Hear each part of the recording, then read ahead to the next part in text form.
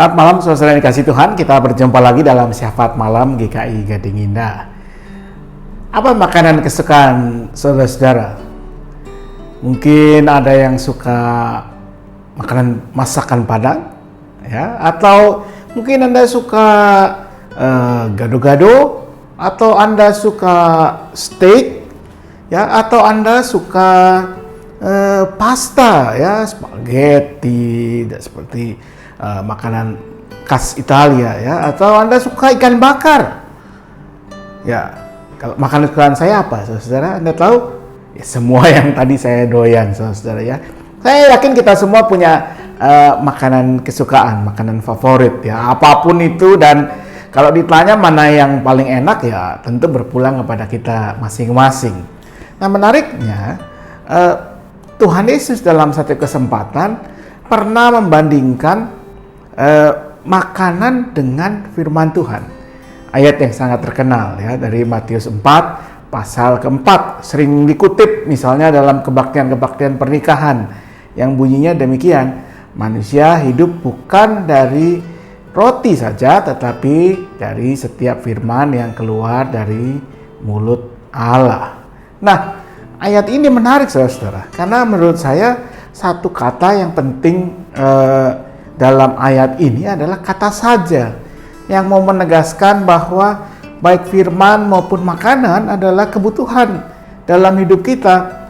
Kalau kita cuma mau makan tanpa mendengar firman, kita tidak hidup sebagai manusia yang rohani, yang spiritual. Tapi kalau kita cuma mau dengar firman tanpa makan, ya kita juga tidak hidup sebagai manusia, ya. Apalah artinya tubuh tanpa roh atau roh tanpa tubuh, ya sama-sama ujungnya mati. Dan semua itu penting keduanya, baik makanan maupun firman.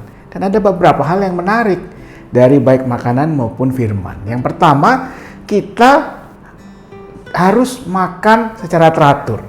Rata-rata mungkin kita makan 3 kali sehari, pagi, siang, malam. Atau mungkin kalau Anda diet, Anda cuma makan pagi dan siang. Malam diganti dengan hanya makan buah. Itu makan juga, ya. Belum lagi ada snack di sana dan di sini. Tapi kan Anda tidak mungkin, saya tidak mau makan sering-sering, saya cuma mau menyantap seluruh porsi itu hanya dalam sekali makan. Lalu Anda makan langsung 90 porsi untuk 1 bulan. Atau tidak usah sebanyak itulah, 7 kali 3, 21 porsi dalam 1 minggu. Saya cukup makan sekali sebanyak itu, setelah itu tidak perlu makan.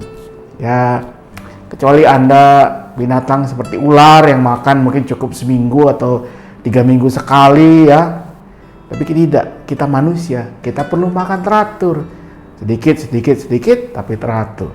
Demikian juga dengan firman Tuhan. Mungkin nggak kita membaca seluruh bagian Alkitab dalam sekali baca? Bisa. Tapi apa dampaknya? Apa manfaatnya buat kita? Barangkali lebih baik kalau kita membaca sedikit, tetapi secara teratur, sesuai dengan kebutuhan kita setiap hari. Yang kedua, mungkin kita punya makanan favorit, tadi ya bakso, steak, apapun itu, ya, makanan rawon, soto Betawi. Tapi kita tahu bahwa kita tidak bisa hanya makan satu jenis makanan yang kita suka saja. Kita perlu makan berbagai macam makanan supaya kebutuhan nutrisi tubuh kita terpenuhi. Bahkan mungkin makanan yang kita tidak terlalu suka. Seperti kalau anak-anak itu tidak suka sayur-sayuran, ya. Atau mungkin ada orang yang mengatakan, saya tidak mau makan gula yang manis-manis. Padahal tubuh kita dalam batasan tertentu masih membutuhkan gula. Demikian juga dengan firman Tuhan, saudara. Mungkin kita punya bagian Alkitab yang favorit, Mazmur yang indah didengar, Mazmur 23, atau cerita-cerita Tuhan Yesus dalam kitab Injil yang penuh mujizat, ya. Tapi ada bagian-bagian Alkitab yang mungkin ibarat sayur pahit, ya, yang tidak terlalu enak di mulut, tapi kita perlukan. Misalnya teguran-teguran yang disampaikan oleh Nabi Amos untuk bangsa Israel yang rajin beribadah, tapi tidak memberlakukan keadilan. Semua harus kita terima, harus kita makan. Baik firman yang menyenangkan, yang menggembirakan, tapi juga firman yang terasa pedas, mungkin menyakitkan tapi menyatakan kebenaran Tuhan. Nah, saudara yang dikasihi Tuhan, sudahkah Anda membaca firman Tuhan, merenungkannya hari ini? Kiranya firman Tuhan boleh terus menjadi kekuatan bagi diri Anda. Tapi juga jangan lupa, Anda sudah makan belum malam hari ini? Ya? Atau apakah kebutuhan gizi Anda sudah tercukupi hari ini? Jangan lupa, saudara-saudara, itu juga harus dipenuhi.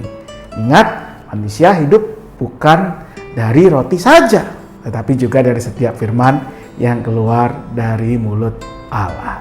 Selamat malam, selamat makan, tapi juga selamat membaca firman Tuhan. Selamat beristirahat. Tuhan memberkati selalu. Mari kita berdoa. Ya Tuhan, kami bersyukur untuk berkat-Mu dalam kehidupan kami. Berkat yang membawa kehidupan bagi kami. Berkat yang membarui kehidupan kami setiap hari. Kami bersyukur untuk kecukupan yang Kau berikan.